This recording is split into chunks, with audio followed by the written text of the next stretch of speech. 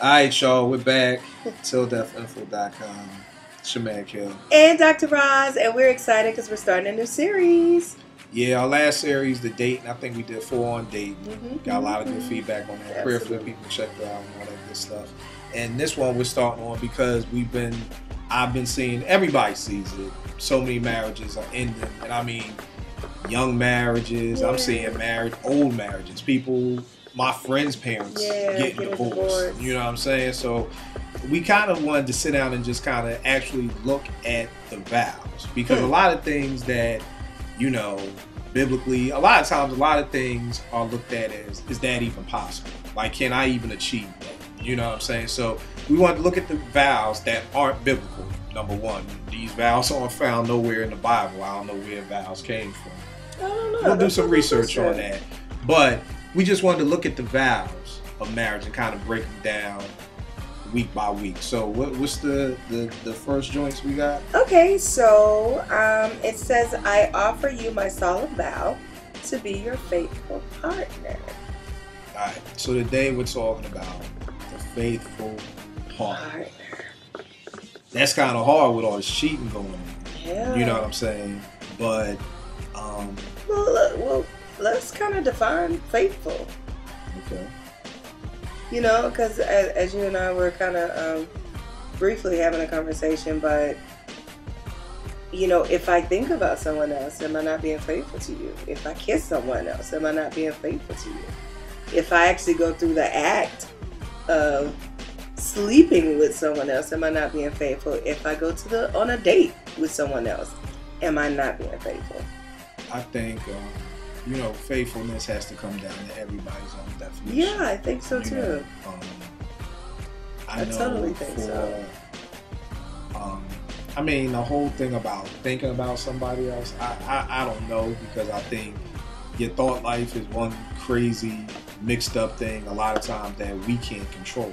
You know what I'm saying? So if it's almost like that song Kendra had, you know, where would I be without you? I don't think not too many people in marriage have ever thought, whether it's during an argument or, you know, during bad times, like what would I be if I didn't marry this person, or, you know, things like that, or, you know, what if I would have stayed with this person, or things like that. I personally don't think that's cheating, but that's just me. I mean, somebody else may say, if you even thought, even though we've been married 40 years, if you thought about being with somebody else, that's cheating. You know what I'm saying? It kind of goes back to that movie, that Tom Cruise movie, where it was they were arresting people for not doing the crime. They hadn't even done the crime yet, and the whole beef that the dude was trying to bring into the movie was, you know, you're arresting people who haven't done anything. You know, so it's kind of like, I don't know about that. But I mean, there may be some people who may say, yeah, that's cheating. You know, I definitely think going on a date with someone else, and I don't know about it, I would say that's cheating. That'd be cheating, my boy. Yeah, you know, it's like what's that movie? it was a whack movie. It was a horrible movie of hip hop. It needs to just be wiped off the face of the earth. Oh, hip hop. Brown Sugar. With Tay Diggs. You don't like Brown Sugar, really? I'm a hip hop dude. That was horrible. I liked it. That was horrible. But all that to say that he went out, saw his wife out on a date, and he just was rated dead to marriage. You know, so for some, you know, yeah, to me that's cheating. If you telling me you at work and you out with another dude and the dude don't know you married, you know, yeah, that's cheating. But then for somebody else, I know cheating is literally just the act of having sex. Yeah, yeah. I know people who like giving head isn't cheating. So you said that on TV. Oh yeah. And wow. We ain't on no network, so so at the end of the day, everybody has their different definition of what cheating is, which is a great conversation to have with your man, with your girl, with your fiance, with your husband, with your wife, so that y'all are on the same page when it comes to cheating. What cheating is. So that way we all understand each other. There's no Is sexting cheating? Is texting cheating? Right. It's sending naked pictures of you to another person cheating. All those things, so that you can kind of sit down and figure out for your marriage. Because the one thing that Roz and I always say the things that work in my marriage may not work in hers. Right. And the thing that work in our marriages may not work in yours. So it's always about, everything we always say is going to always come back to the communication that you got to have with your spouse. Absolutely. About what cheating is and what these things are, so that, you know, everybody can be happy. And I think the whole point is, the whole faithful thing to me is just, it's really literally, and I guess, I'm sure this is dated as far as a hip hop term, but like a ride or die shit. You know what I mean? Well, that's not dated. I think I think that's more of the way a man looks at a woman, or that should be what it is. It goes back to that friendship. You know what I'm saying? Going to homecoming. I went to homecoming. That's what me and T did. You did. Nice. I saw a lot of great people, and just being on Facebook and seeing people. Yeah. You know, it's one of those things where it's like, you know, a lot of friendships that I have are like 20 plus years, which is like crazy to really think. Absolutely. But that's what you want. That's what you initially want your marriage to be. You want it to be a 20 plus year friendship. You want it to be that 20 plus year commitment. It's not a 20 plus year of perfection. It's not a 20 plus year of we've never beefed or we've never gotten along. Yeah. It's the point of, we've been through problems, but we're still here. Yeah. We're still here. Things like that. So that's what that's what that faithfulness means to me. That's kind of like, you know, even if people on Facebook I haven't talked to in years, but then when we start chopping it up, it's like we never it never stopped. Never stopped, you know. So it's one of those things where, to me, that's what the faithful part is that I've got your back today, I've got your back tomorrow, and I think it comes back to what we talked about earlier, just making marriage be that friendship, because you don't want to hurt your friend.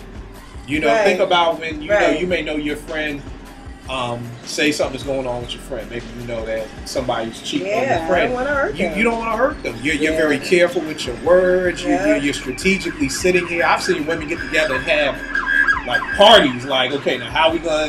How we gonna tell? We strategically sit down and figure things out, and that's what we do for our friendships. But we don't do that for our relationships. Nope. You bring up a great point.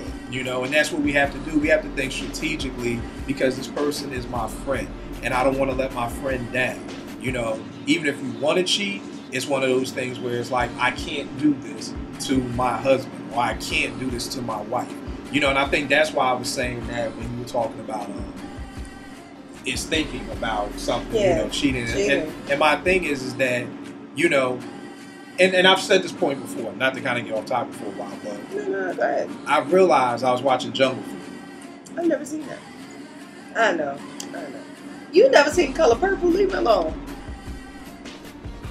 Yeah. Jungle Fever is so much better than Color Purple. But Color Purple is just like I amazing. How could you? Jungle Fever is amazing. How could you know? You saw Mo Better Blues, right? Do you know who Spike Lee is? I do. Okay. I do. Okay. And Jungle Fever. Still let me watch that when I was younger. Guess what? I know I'm grown. I just never got around to watching it. You and Frank gonna come on. We're gonna have a Spike Lee Film Festival. Oh God. Okay. In Jungle Fever, basically Wesley Snipes cheated on his wife. Okay. And his wife and all her girlfriends got together and were in the room. And they were saying, look, you know, I'm not stupid. I know men are gonna look at other women. I know men are gonna be attracted to other women. But when it comes time to cheat, you need to strap your down and remember you're in a committed relationship. What I realized from that is that when a woman is cheated on, she now begins to set up barriers that were not there before she got cheated on. Because if you talk to a woman who hasn't been cheated on, she may not admit, oh, I know my husband is attracted to other women, and I know my husband may want to bang other women, but that's strap that thing down. But after you get cheated on, then it's like, well, I wish you, common sense says, you know, he's attracted to other people, but if he would have just strapped it down. So the whole thing is that's why I'm like, even if you're in a position, like me and T will be watching movies and it's hilarious, and if the dude's about to cheat, she's like, see, that's when you should have left. That's when you should have rolled. That's, you know, that was the time you should have left, you know. So, but even I do believe God gives us an escape. But even in those situations, he's probably thinking of banging her. But he should have left. Yeah. And if he did leave, is he a cheater? He was in a position at his job to cheat. It didn't seem right, so he got his stuff and he left. Now, maybe when he got outside, he's sweating bullets and he's like, I don't know how I got out of that. But I mean, does that make him any less of a man? Did he not do what he was supposed to do? He got out of the temptation. Well, I think that's amazing that he walked away from the temptation. You know, so that's the thing. You know, and just how far in the temptation do we accept? Right.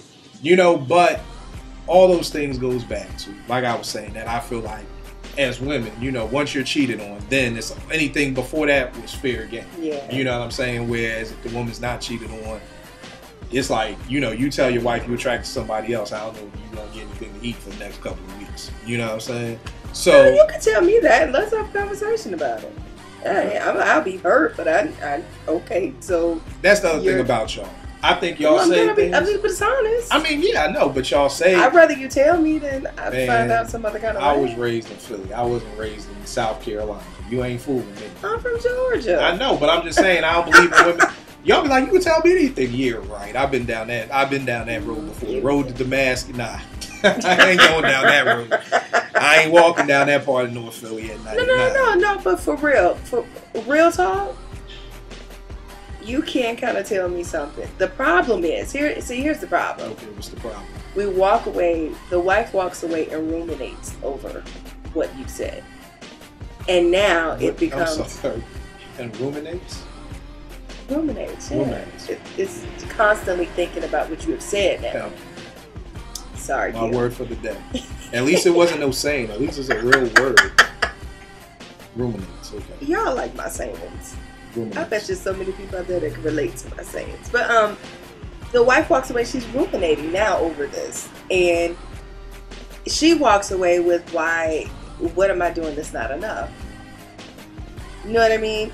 So then why do you want to know in the first place? I believe in a Darius, Love Hall, Love Jones approach of don't ask a question if you really don't want to know.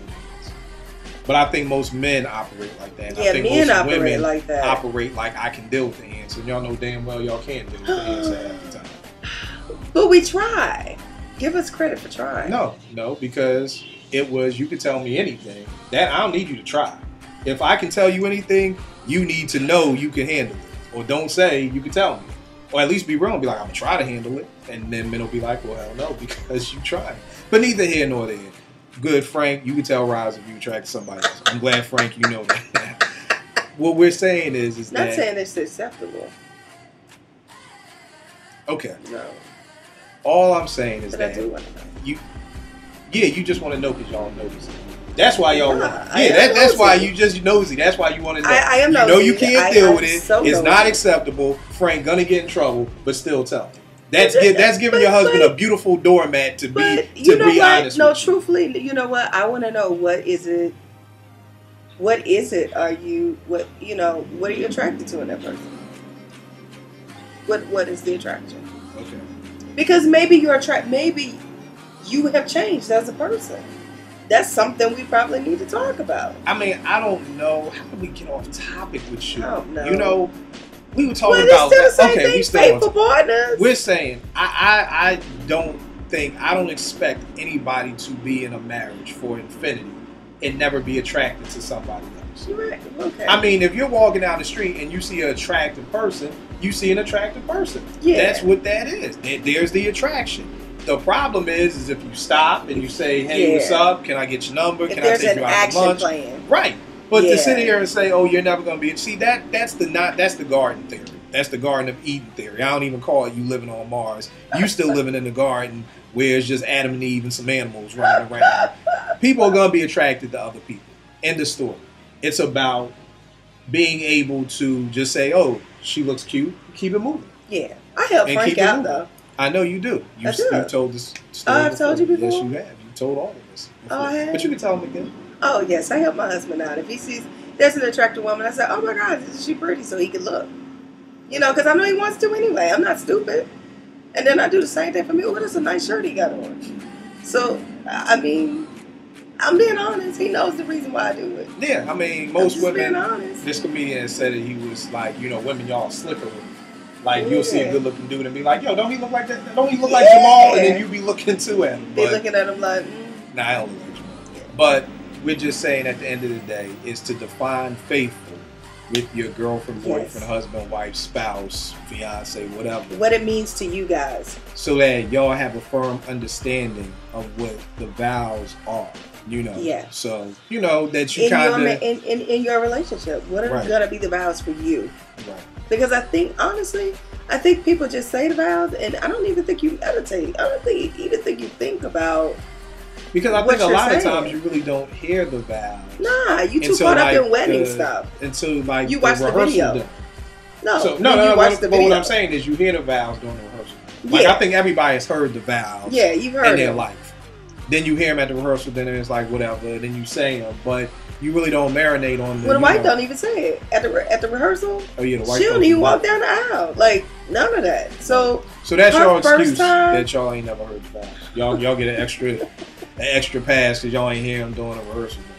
her first time even really paying attention to the vows is when she watches a video. So that's why we're challenging marriages and relationships and all that good stuff to really sit back and look at the vows. So then that way you get your understanding of what you expect from what you need, and so that there won't be confusion. Because I know that there have been, I've seen couples, and there's a lot of confusion. Like, yo, I didn't cheat. I just took her out to dinner. The wife was like, yo, you're bugging. You cheated. You lied and told me you was out playing ball. But here's the thing. But I come home to you at night. Are you kidding me? That could never go down in my house. What? What's that? But I come home to you at night. Who cares about what I'm doing during the day? I'm coming home to you. Right. No. It's about setting But that's up. some guys. Right. They're like, but I come home to you. Right. And You had my last name. And a lot of that is sometimes based off of what they saw. Yeah. You know, I've heard men say, well, look, my dad never came home any nights, and that's all my mom wanted. Just him just to I come wish he home. would just come home. So, because that's how he saw his family. Yeah. For him, hey, I'm coming home every Yeah. night. I'm here every night. Like you said, you got my last name. We should be good to go. Yeah. So, and all those perceptions can... Right. So all those perceptions can be changed if you had these conversations, you know, before you get married, or even when you get married, you know, and not saying even if y'all disagree. It's good to know that y'all disagree and then find a way to, you know, bring it together so that y'all can be on the same page. Yeah. Sounds I good. agree. Works for me. So we'll be chopping it up about all the vows for the next couple of weeks. Yay. So we can talk about that. So TilDeathInfo.com. Any questions? TilDeathInfo@gmail.com. It's your man Kil. And it's Dr. Roz. Check y'all next time.